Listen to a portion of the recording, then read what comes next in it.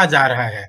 सबसे पहले अगर आप इंडिया के किसी भी कोने में हैं, तो घर बैठकर तैयारी कर सकते हैं। ये पूरे के पूरे हमारे नोट्स के पैकेज, जैसे यहाँ पर इधर देख सकते हैं आप लोग, पीजीटी मैथ का नोट्स है, पॉलिटिकल साइंस का नोट्स है, या इसके अलावा जितने भी दूसरे सब्जेक्ट्स हैं, चाहे वो कंप्यूटर साइंस का हो या फिर Hindi, English, physics, chemistry, bio, सबके लिए नोट्स ऑल ओवर इंडिया में बाई कोरियर हमारे घर पर भेजे जाते हैं। आप लोग कभी भी ऑर्डर करके अपने घर पर मंगवा सकते हैं।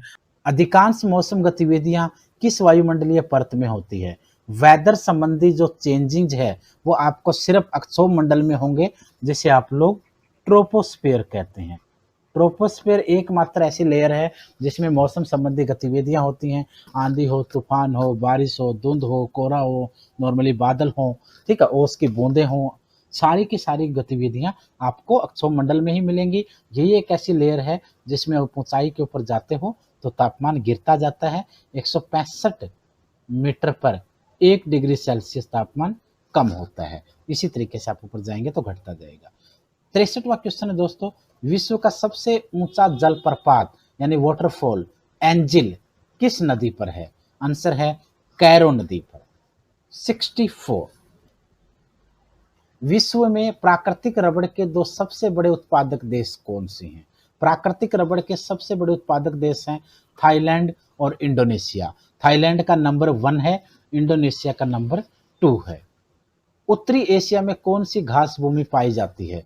उत्तरी एशिया में स्टेपी नाम के घास के मैदान पाए जाते हैं। किस बेसिन को जर्मनी का काला प्रदेश तथा यूरोप का औद्योगिक हृदय कहा जाता है? Ruhr basin. रूर बेसिन का जो एरिया है वो जर्मन का काला प्रदेश और यूरोप का इंडस्ट्रियल हार्ट कहा जाता है। उसके बाद है दोस्तों 67, विश्व का सबसे बड़ा उपसागर कौन सा है? वर्ल्ड का सबसे बड़ा उपसागर है हडसन की खाड़ी। बेरिंग जलडमरू मध्य यानी वाटर बॉडी किन 2 देशों के बीच में है? अमेरिका और रशिया के बीच में बेरिंग वाटर बॉडी है। मिशिगन झील किस देश में स्थित है? आंसर होगा यूएसए यानी अमेरिका। उष्णकटिबंधीय लंबी घास वाली वनस्पतियों को क्या कहते हैं? सवाना। सवाना नाम के घास के मैदान उसी उष्णकटिबंधीय घास के ग्राउंड्स हैं। शनि को सूर्य के चारों ओर चक्कर लगाने में कितना समय लगता है? 29.5 वर्ष यानी लगभग 29.5 वर्ष या लगभग 30 साल के आसपास कहते हैं।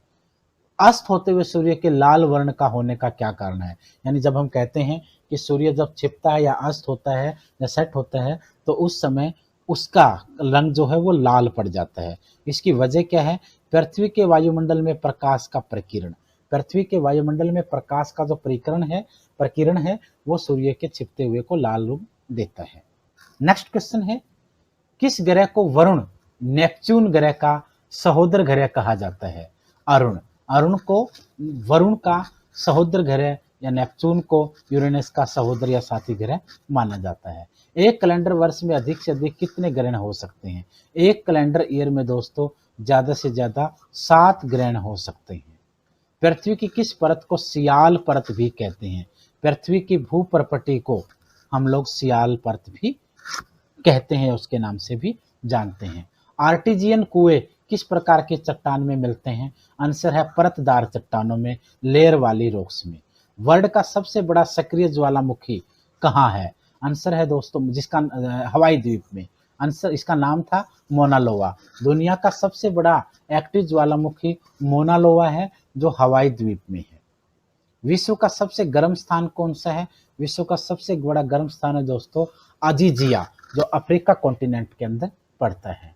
उसके बाद नेक्स्ट क्वेश्चन है 79, किस देश को उगते हुए सूर्य का देश कहा जाता है? जापान। जापान को हम उगते हुए सूर्य का देश कहते हैं। लेकिन अगर ये क्वेश्चन हो कि आधी रात का सूर्य कहाँ नजर आता है तो आपका आंसर होगा नॉर्वे।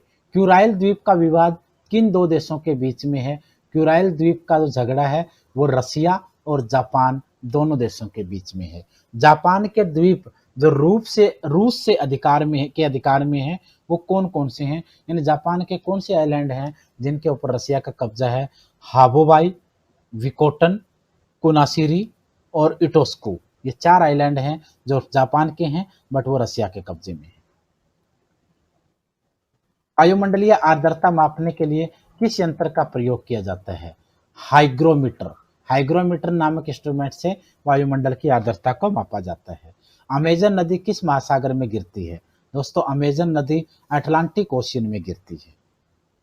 विश्व में सर्वप्रथम तंबाकू उत्पादक देश कौन सा है? चाइना सबसे ज्यादा तंबाकू पैदा करता है और सबसे पहले भी उसी ने शुरू किया था। कैंटरबरी क्या है? कैंटरबरी न्यूजीलैंड की घास भूमि को कहा जाता है। विश्व में सोने की सबसे बड़ी खान कौन सी है? ओंटारियो। ओंटारियो वर्ल्ड की सबसे बड़ी मेन सोने की खान माना जाता है, बट इनका एरिया बड़ा है, बट सबसे ज्यादा सोना कोलागुरली और कालगुरजी ऑस्ट्रेलिया में पाया जाता है। विश्व की सबसे बड़ी खाड़ी कौन सी है? आंसर है मैक्सिको की खाड़ी। नेक्स्ट क्वेश्चन है दोस्तों, सर्वाधिक तेज बहने वाली महासागरीय जलधारा कौन सी है? Gulf stream. गल्फ स्ट्रीम सबसे तेज बहने वाले महासागरीय धारा को कहते हैं। ओनकाल, युगांडा जिसे कहते हैं, ओनकाल कैसी झील है? युगांडा की ओनकाल झील मानव निर्मित झील है, मनुष्य के द्वारा बनाई गई है। शुष्कता को सहन कर सकने वाली प्राकृतिक वनस्पति क्या कहलाती है? जीरोफाइट कहते हैं। यूरेनस सूर्य के चारों ओर एक परिक्रमा करने में कितना समय लगाता है? 84 ईयर्स। पृथ्वी से चंद्रमा का कितना प्रतिशत भाग दिखाई देता है? 57%, 57%। रात्रि में दिखाई पड़ने वाला सर्वाधिक चमकीला तारा कौन सा होता है? आंसर है दोस्तों सिरियस, इसको साइरस भी कहते हैं। सूर्य ग्रहण से पूर्ण सूर्य ग्रहण की अधिकतम अवधि कितनी होती है? आंसर है दोस्तों 7 मिनट 40 सेकंड। भूप्रपटी में सर्वाधिक पाया जाने वाला तत्व कौन सा है? आंसर है ऑक्सीजन। भूप्रपटी में सबसे ज्यादा ऑक्सीजन नाम का तत्व पाया जाता है। नीस किस प्रकार की चट्टान है? नीस दोस्तों रूपांतरित चट्टान है। नीस एक रूपांतरित प्रकार की चट्टान है। उसके बाद नेक्स्ट क्वेश्चन है, विश्व का सबसे ऊंचा ज्वालामुखी पर्वत कौन सा है? वर्ल्ड का सबसे ऊंचा ज्वालामुखी पर्वत है कोटोपैक्सी, जिसकी ऊंचाई है 8,597 मीटर। अगर पूरे सोलर सिस्टम में हम देखते हैं तो पूरे सोलर सिस्टम का सबसे बड़ा जो पर्वत है वो मार्स ग्रह के ऊपर पाया जाता है, जिसे हम लोग नॉर्मली काफी पूरे ब्रह्मांड का, पूरे सोलर सिस्टम का सबसे ऊंचा हम ज्वालामुखी कहते हैं। एशिया का सबसे गर्म स्थान कौन सा है? वर्ल्ड का हमने अलग देखा और एशिया का सबसे गर्म स्थान है जैकोबाबाद, जो पाकिस्तान में पड़ता है। यूरोप का रोगी किसे देश को कहा गया है? दोस्तों, यूरोप का रोगी किसे कहा गया है? यानी यूरोप का मरीज तुर्की को कहा गया है और एशिया का मरीज एक जमाने में चाइना या चीन को कहा जाता है था। Question number 100, Cape of Good की खोज किसने की थी? केप ऑफ गुड की खोज दोस्तों बार्थोलोम्यू डिजाई ने की थी। केप ऑफ गुड होप की खोज बार्थोलोम्यू डिजाई ने की थी। और आज की वीडियो में इतना ही दोस्तों, एक नई वीडियो के साथ कल फिर मिलता हूं। उम्मीद है आपको वीडियो पसंद आई होगी।